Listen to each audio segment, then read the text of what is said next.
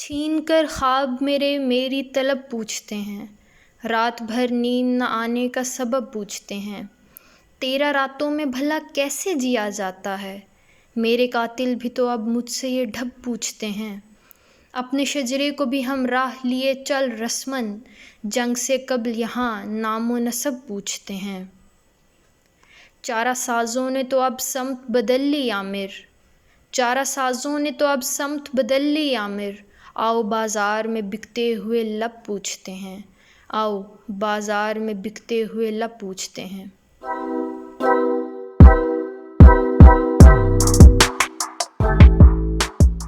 ये कहानी है जी सर्दियों की शाम की 2016 में।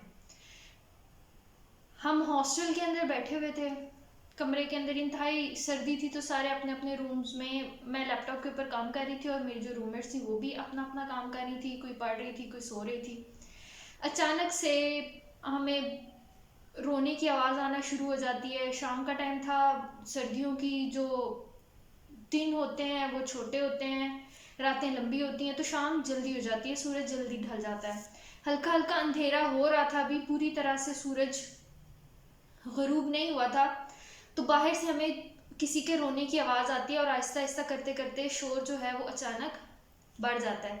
हम लोग उठते हैं, उठ के बाहर जाते हैं, देखते हैं कि क्या हुआ है क्या नहीं हुआ। तो पता चलता है कि सामने वाला जो रूम है वहाँ पे जो रूममेट रहती थी, जो एक लड़की हमारी हॉस्टल फेलो रहती थी, उसकी दादी अम्मा की डेथ हो गई। उसे घर से कॉल आई और वो बहुत ज़्यादा बेचारी परेशान थी। हम लोगों ने फिर जो हॉस्टल के वर्कर्स थे उनको कहा कि इस तरह हो गया और इसने जाना। हॉस्टल की टाइमिंग होती है तो, लेकिन जब इमरजेंसी सिचुएशंस होती हैं तो वो थोड़ा सा कंप्रोमाइज़ किया जाता है। ऐसा नहीं होता कि आप जेल खाने खाने में आ गए हुए हैं। तो उनको बताया। उनमें से एक जो थे हॉस्टल वाले भाई, उनके पास रिक्शा था। हम लोगों ने ऑनलाइन उसकी, जहाँ सिटी में रहती थी, उसकी बुकिंग करवाई। दो गर्ल्स आ गई क्योंकि सिचुएशन उस वक्त ऐसी नहीं थी कि उसे अकेले भेजा जाता, या वो कैसे जाके वहाँ पे, इतनी पैनिक सिचुएशन थी उस वक्त, तो कैसे जाके अपनी वो टिकट करवाती और जाती। तो दो लड़कियां साथ गई, उसे बिठा के आ गई और उसके पीछे घर में उसको फ़ोन कर दिया कि हमने बिठा दिया है, ये टाइमिंग है, इस वक्त तक पहुंच जाएगी वो, तो आप लोग भी इन टच रहिएगा, हम भी इन टच हैं, तो जैसे वो पहुंचेगी तो बता दीजिएगा। खैर वो बखैर आफियत अपने घर पहुंच गई और फिर उसके वो 10 दिन बाद वापस हॉस्टल आई थी। 10 दिन तक वो वहाँ रही। उसकी दादी अम्मा की हार्ट अटैक हुआ, डेथ हो गई थी। 10 दिन बाद जब वो आई ना, तो उसके बिहेवियर में एक बहुत चेंज था। पहले जो थी वो बहुत ज़्यादा हंसमुख थी। हंसमुख अभी भी थी, ये नहीं था कि वो इसमें बदल गई थी। आहिस्ता आहिस्ता लाइफ के टाइम टाइम के साथ साथ आप मूव ऑन करते हो चीज़ों में, ज़िंदगी में बहुत सी चीज़ें आती हैं, तो वो भी मूव ऑन कर चुकी थी। लेकिन स्टिल उसके में एक कंसिस्टेंट बिहेवियर था जो चेंज हो गया था, जो परमानेंट हो गया था। पहले थोड़ा सा हार्श रूडली वो बात कर लेती थी, लेकिन उस इंसिडेंट के बाद से उसने कभी किसी के साथ हार्श बिहेवियर में बात नहीं की। अगर कभी गलती से कुछ निकल भी जाता था जिसमें उसकी मिस्टेक नहीं होती थी, सामने वाले की मिस्टेक होती थी, जिसकी वजह से हॉस्टल में रूम्स में लड़ाइयाँ भी हो जाती हैं अक्सर। तुमने सफाई नहीं की, मैंने सफाई कर ली है, अपने पोर्शन की तुमने नहीं की, गंद पड़ा हुआ है किसी के घर वालों ने ना, बहुत सी चीज़ें होती हैं, तो हो जाता है। लेकिन उस इंसिडेंट के बाद से उसने कभी भी वो बिहेवियर शो नहीं किया था। तो एक दिन बैठे हुए उसने उसकी रीज़न बताई, तब हमें पता चला कि हुआ क्या है। शी सेड मेरी दादी अम्मा की डेथ हो गई, मैं घर गई तो मैंने देखा मेरी 3 चाचू हैं और 2 फूफू हैं। तो हमारा पढ़ी लिखी फैमिली है, लिटरेट है सारे, तो ऐसा नहीं है कि लड़ाई झगड़ा होता है या बात नहीं सुनते, कहना नहीं माना जाता।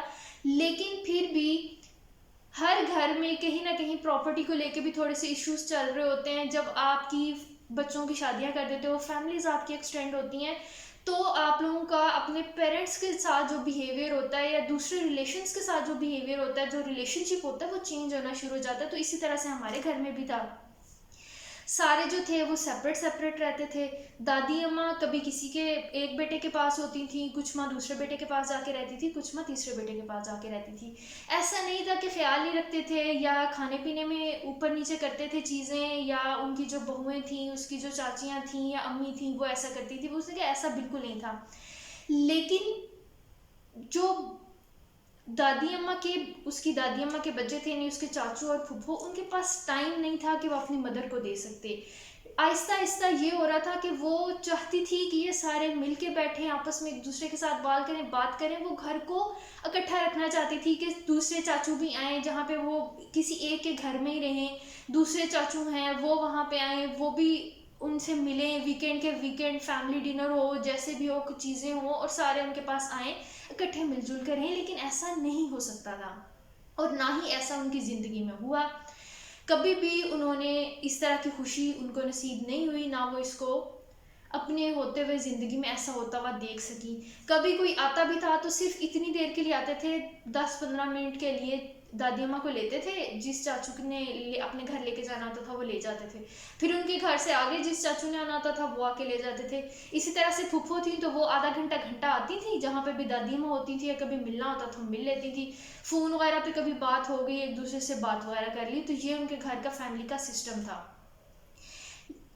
लेकिन उसने कहा कि जब दादी अम्मा की डेथ हुई तो मैंने देखा कि वो इन्हीं के घर थी, इनके इसके अब्बू के वालिद के पास ही थी जब उनकी डेथ हुई। तो सारे जो चाचू थे वो आए, फूफो थी वो आई, 10 दिन तक रहे। ये भी 10 दिन के बाद तकरीबन हॉस्टल में आई थी। तो कहती है जब तक मैं थी सारे वहीं पे थे, कुरान खानी हुई, कुल हुए 10 दिन सारे वहीं पे थे। दादी अम्मा के लिए कुरान पाक भी पढ़ रहे थे, उनको बख्श भी रहे थे, उनके लिए सदका वगैरह भी हो रहा था, उनके नाम पे गरीबों को खैरात वगैरह भी दी जा रही थी, कपड़े भी लेके दिए जा रहे थे।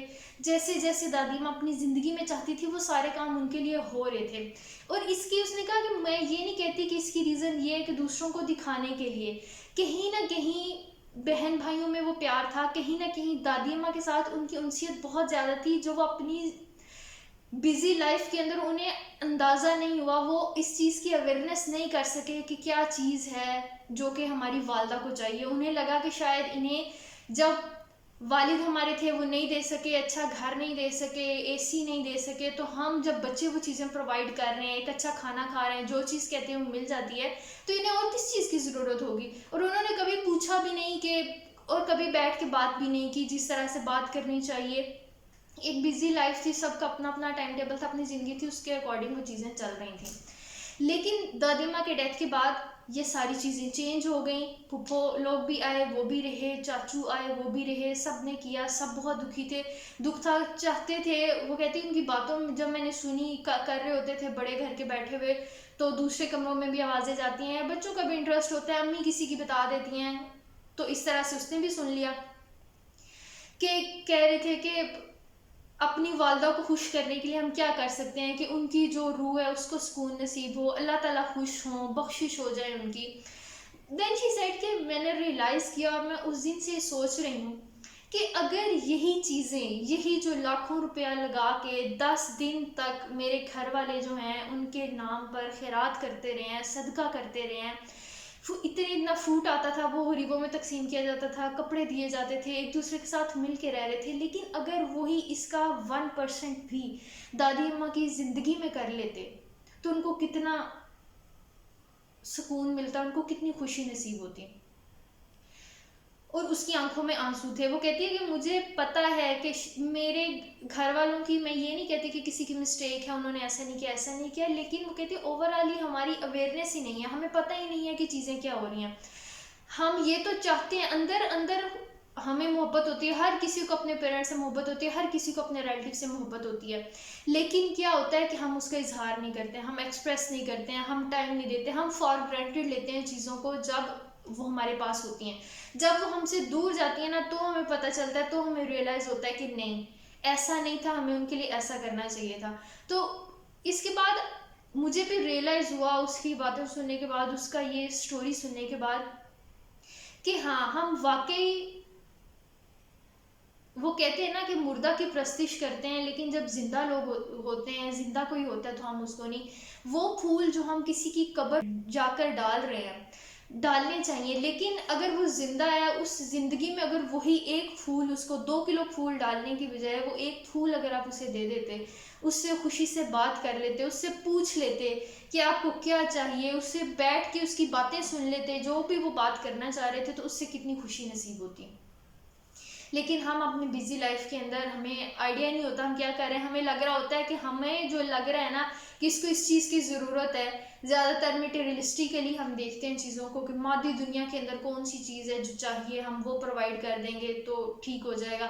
बच्चों को अगर हम अच्छे स्कूल में पढ़ा रहे हैं, अच्छे कपड़े लेके दे रहे हैं, अच्छा खाना खिला रहे हैं, तो और उनको क्या चाहिए और हम उनके लिए क्या कर सकते हैं। कितने पेरेंट्स हैं जो कि उनके लिए नहीं करते, लेकिन शायद उन बच्चों को आपके टाइम की ज़रूरत हो, आपकी चीज़ों की ज़रूरत ना हो। इसी तरह से आपके पेरेंट्स को आपके पैसे की ज़रूरत ना हो, आपके स्टेटस की ज़रूरत ना हो, उन्हें आपके वक्त की ज़रूरत हो। उन्हें कोई ऐसा शख्स मिल जाए जो 2 घंटे बैठ के उनकी बातें सुन सके। सालों से जो बुज़ुर्ग हो गए हैं, जो बात नहीं करते हैं, जिनसे कोई बात नहीं करता, तो अगर उनकी बात आप 1 घंटा आधा घंटा बैठ के भी तवज्जो से सिर्फ सुन लोगे ना, कुछ बोलोगे भी नहीं, तो उनके लिए आपकी प्रेजेंस ही बहुत होती है। तो बाद में करने की बजाय बाद में अगर आप करते हो तो वो किसके लिए करते हो, मर जाने वाले के लिए नहीं करते, वो भी फिर आप अपने स्टेटस के लिए करते हो कि लोग क्या कहेंगे कि ये अपने पेरेंट्स के वफात के ऊपर, तदफीन के ऊपर अच्छा खाना भी नहीं खिला सके, ये उनके लिए एक अच्छी कब्र भी नहीं बना सके, ये उनके नाम पर गरीबों को कुछ दे भी नहीं सके।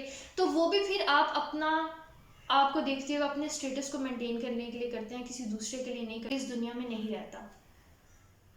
और अगर हम किसी जिंदा शख्स को, जब वो जिंदा है, हयात अपनी ज़िंदगी में मौजूद है, तो उसके लिए हम एक स्टेप आगे जाके उनके लिए कुछ कर देते हैं, उनको फूल दे देते हैं, उनको खुश कर देते हैं, तो वो ज़िंदगी जो उन्होंने 50 साल जीनी थी, 50 साल के बाद शायद वो आपके बिहेवियर की वजह से, आपके रवैये की वजह से, आपकी मोहब्बत की वजह से शायद 55 साल जी लेते।